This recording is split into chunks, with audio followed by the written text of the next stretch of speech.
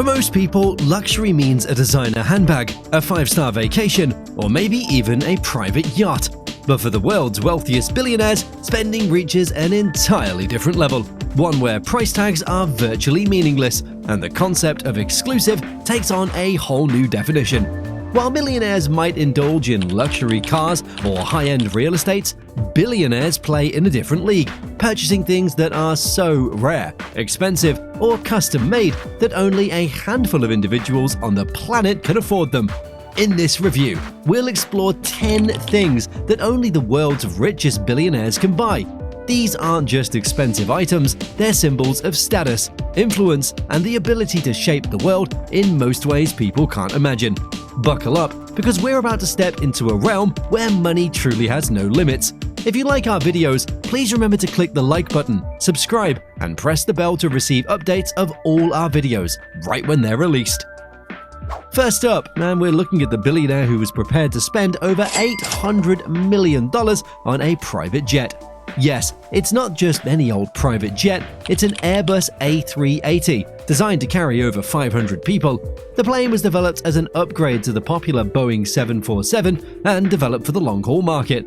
In 2007, rumors began circulating that a billionaire bought an A380 for private use. The buyer, who was later revealed as Saudi Arabian royal prince Al-Wahid bin Talal, was said to have bought the plane and was outfitting it for his personal use. The prince already owned an older private Boeing 747, so this new aircraft would be a step up in size and interior fittings. The idea was to have 3 decks inside the plane, connected by a lift, consisting of 20 VIP suites on the main deck and 5 large cabins with king-size beds and bathrooms on the upper deck. There would also be a car garage for the fleet of Rolls-Royces the prince likes to travel with, a Turkish bath, and a concert hall to entertain the prince. And the cost for this luxury? The plane would have cost around $400 million, and there was a budget of another $300 million to fit it out to the prince's standard of living. Only the best will do for this prince. Second up, we've got Villa La Leopolda in southern France. Villa La Leopolda is effectively a $1.2 billion holiday home. The mansion is owned by Brazilian-born Lily Safra and is only used at weekends, as Lily Safra lives in a penthouse in Monaco. The mansion was originally built in its current incarnation from 1923 to 1931 by an American architect, Ogden Codman Jr., on an estate once owned by King Leopold II of Belgium. While the mansion was used as a hospital during the war and later fell into disrepair, it was bought by the Lebanese-born Brazilian banker Edmond Safra in 1987 to be used as a summer house where they could entertain their guests. Villa Leopolda is set across 18 acres of land and is built across 29,000 square feet to include 19 bedrooms, each with its own ensuite bathroom and outdoor terrace. The home features several living rooms and dining rooms on the ground floor, with an interior that includes both swimming pools, a tennis court, a helipad, and exterior staircases for easy travel from one spot to another. In 2008, the Russian billionaire tried to buy it for nearly 400 million euros. However, he was forced to pull out due to the financial crisis. Today, the home is for sale, but the price has increased substantially toward the billion-dollar level. Third up on this list, and it's a $2 billion professional basketball team. The Portland Trail Blazers are a professional basketball team based in Portland, Oregon. The team, often referred to as just the Blazers, competes in the National Basketball Association (NBA) as a member of the Western Conference. Since 1995, they've played their home games at the Moda Center, formerly known as the Rose Garden. The Trail Blazers have a storied history, having made the NBA playoffs in 37 of their 51 seasons, making them a consistently competitive team. The franchise was originally owned by real estate developer Larry Weinberg before being purchased in 1988 by Microsoft co-founder Paul Allen for $70 million. Under Allen's ownership, significant investments were made in the team's development and facilities, including the construction of the Rose Garden Arena.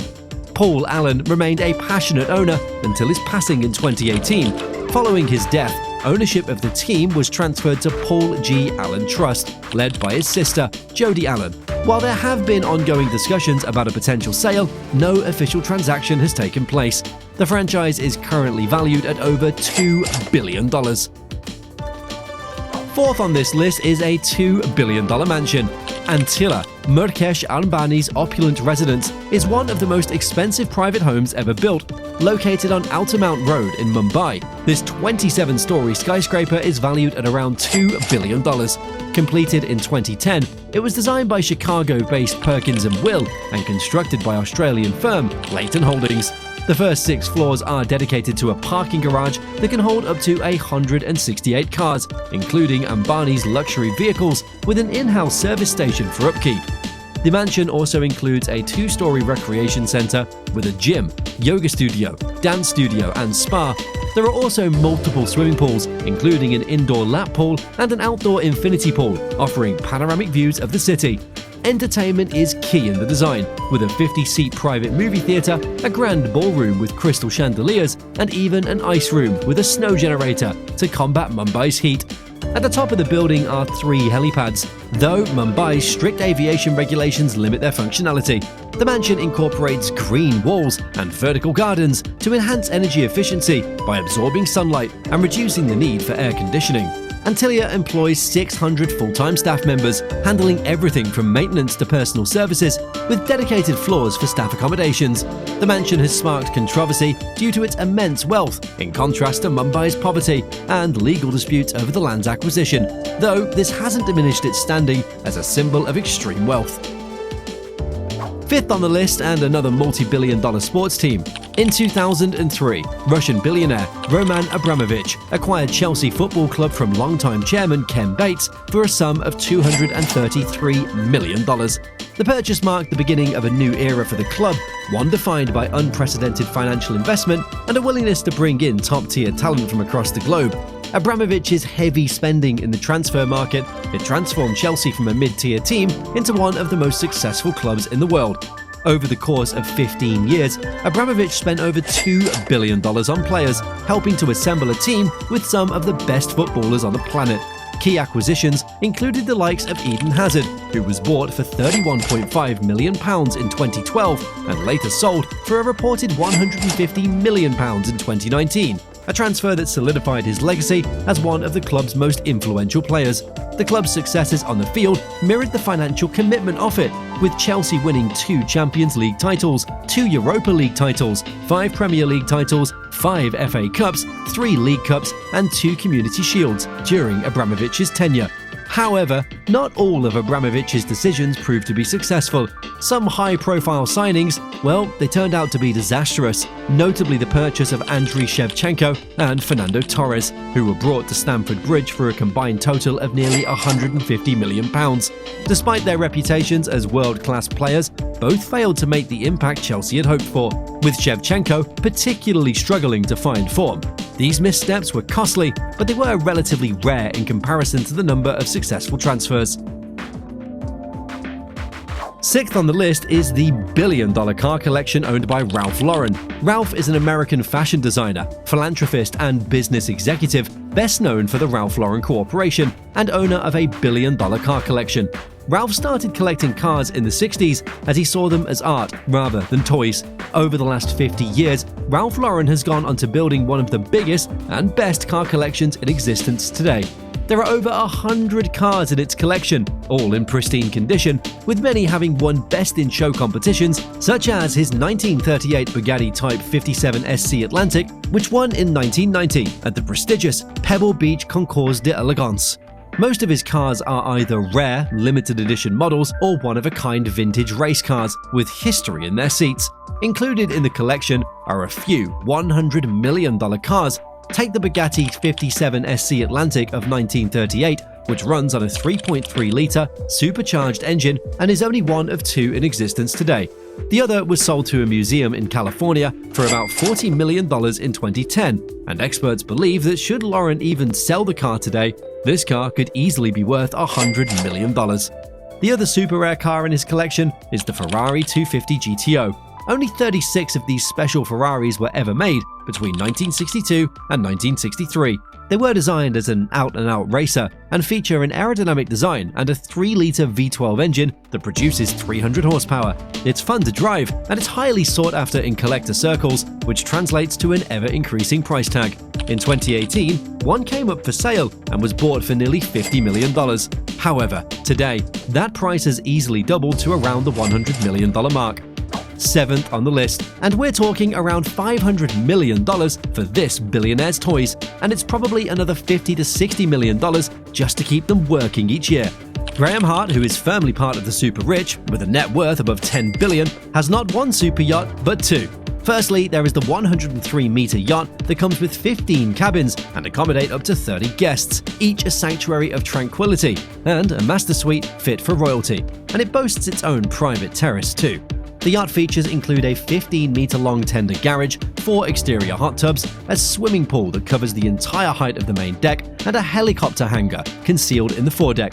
On the interior, the yacht has a glass staircase, a cinema, gym, sauna, and wine bar, all to keep you and your guests entertained during the evening. But what are you going to do during the day? Well, this is where your second super yacht comes into its own. Parked alongside your $300 million super yacht is your $200 million support yacht, U81. U81 is a yacht support vessel built by Damon in 2022. She was originally constructed as a supply vessel before being converted into a yacht support vessel. While not much is known about U81's interior, she can accommodate 8 guests in 4 cabins and has a crew of 16. The guest cabins are designed to provide maximum comfort, and the crew quarters are equipped with all the amenities necessary for the crew to carry out their duties efficiently.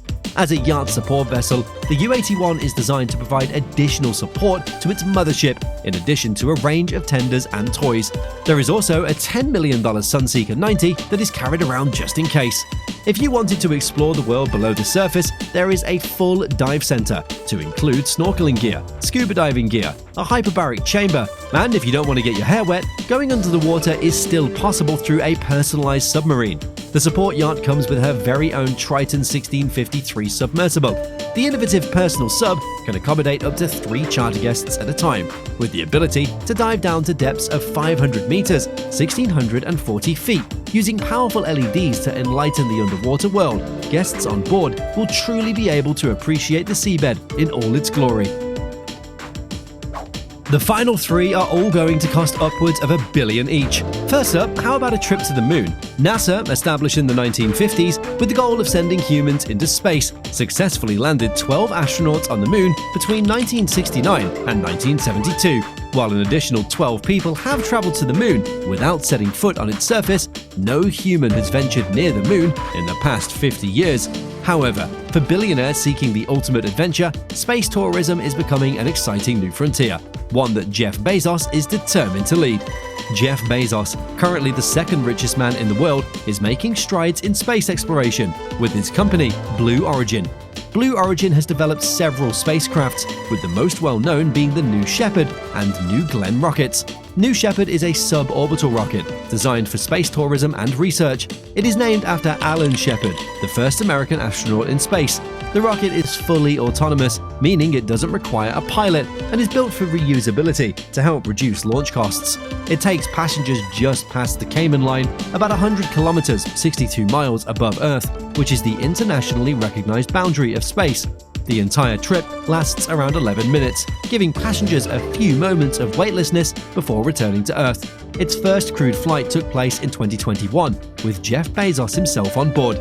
New Glenn, a much larger orbital rocket still in development, is named after John Glenn, the first American to orbit Earth. Unlike New Shepard, New Glenn is designed for missions beyond suborbital space and will be capable of carrying payloads and astronauts to the moon. So, if you want a trip to the moon, it could possibly be in a few years, but will come with the price tag of around $1 billion. But if space is not your thing, how about a serious piece of artwork? The Card Players, it's celebrated as a series of 5 oil paintings created by the renowned French post-impressionist artist Paul Cézanne in the early 1890s. The series is widely regarded as one of Cézanne's most significant works and a masterpiece of modern art. Each painting portrays a group of peasants engrossed in a game of cards, capturing an intimate and timeless moment of everyday life. Cézanne's fascination with this subject led him to create numerous proprietary drawings and studies before completing the final series. While all 5 paintings share the same central theme, they vary in size, composition, the number of players, and setting, making each one a unique interpretation of the same concept. Some versions depict 2 players, while others feature 3 or 4, with slight variations in their expressions, postures, and surroundings. Owning the entire Card Player series would be nearly impossible, as 4 of the 5 paintings are housed in major museum collections. One is held in the Musée d'Orsay in Paris, another in the Courtauld Gallery in London, a third at the Barnes Foundation in Philadelphia, and the 4th at the Metropolitan Museum of Art in New York. However, one painting from the series is privately owned. In 2011, the royal family of Qatar reportedly purchased this privately held version for $250 to $300 million, making it one of the most expensive artworks ever sold at the time. Rumor has it they're looking to offload the artwork and are shipping around a price tag of around $1 billion. Finally, we've reached number 10 on this list of 10 things only the world's richest billionaires can buy. And my god, number 10 is a serious bit of history.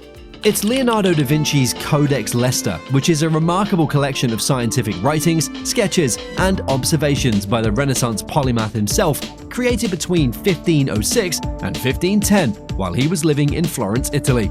This 72-page manuscript, originally written in Italian using Leonardo's characteristic mirror writing, provides invaluable insights into his pioneering thoughts on subjects such as astronomy, mechanics, hydrodynamics, geology, mathematics, and architecture. The Codex Leester, previously known as the Codex Hammer, derives its name from Thomas Coke, the Earl of Leicester, who acquired it in 1719. The manuscript consists of 36 double-sided sheets measuring 29 by 22 centimeters, bound in leather and filled with Leonardo's intricate handwriting, supported by detailed diagrams and illustrations.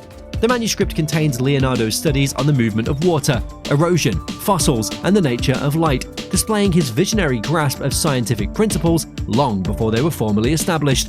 He explored the idea that rivers carve out valleys over time, speculated about subterranean water sources, and even made early connections between the motion of water and blood circulation, centuries before William Harvey's discoveries in human physiology. In 1994, Billionaire and Microsoft co-founder Bill Gates purchased the Codex Leester at auction for a record-breaking $30.8 million. Since acquiring it, Gates has digitized its pages and made them publicly available for study. Occasionally, the manuscript is exhibited in museums around the world. Recent speculations suggest that Gates might be considering selling the prized manuscript, with some records suggesting a valuation upwards of $5 billion. If sold at such a price, it would solidify the Codex Leester as one of the most valuable historical manuscripts in existence, a testament to Leonardo da Vinci's enduring genius and his contributions to both art and science. What's your favorite? If you were a billionaire with unlimited amounts of money, what would you buy? As always, if you've liked this video and want to see more videos about the super rich, please like and subscribe to the channel.